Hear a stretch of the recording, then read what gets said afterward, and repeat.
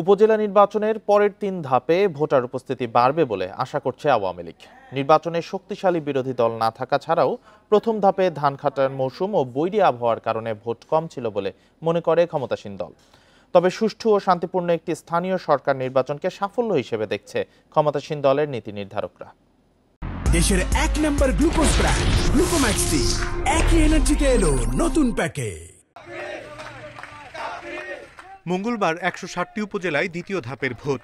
প্রথম ধাপে ১৩৯ উপজেলায় ভোট পড়ে ৩৬.১%।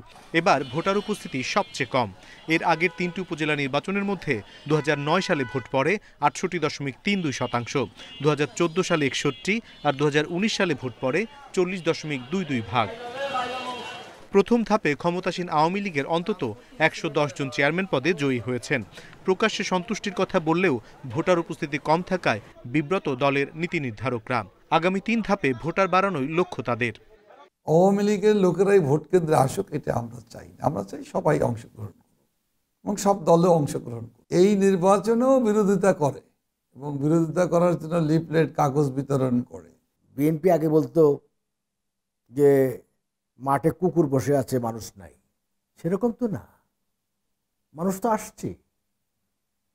মানুষ তো ৩৫ থেকে ৪০% লোক তো ভোট কেন্দ্রে এসেছে। এখন এই ধাপে ২১ তারিখের নির্বাচন আরো বাড়বে। প্রথম ধাপে সংঘর্ষ, অনিয়ম বা জাল ভোটের অভিযোগ ছিল কম। শান্তিপূর্ণ ভোটকেই সাফল্য বলছে আওয়ামী লীগ। মারামারি, দখলবাজি, বিএনপির আমলের ইতিহাস দেখেন কিভাবে দখল হতো। কিন্তু এই লোকাল ইলেকশনটা খুব টাফ হয়। কিন্তু আপনি দেখবেন যে প্রথম ধাপের নির্বাচনটা অবাধ, নিরপেক্ষ ও সুষ্ঠু হয়েছে কিনা এবং সহিংসতা মুক্ত হয়েছে কিনা।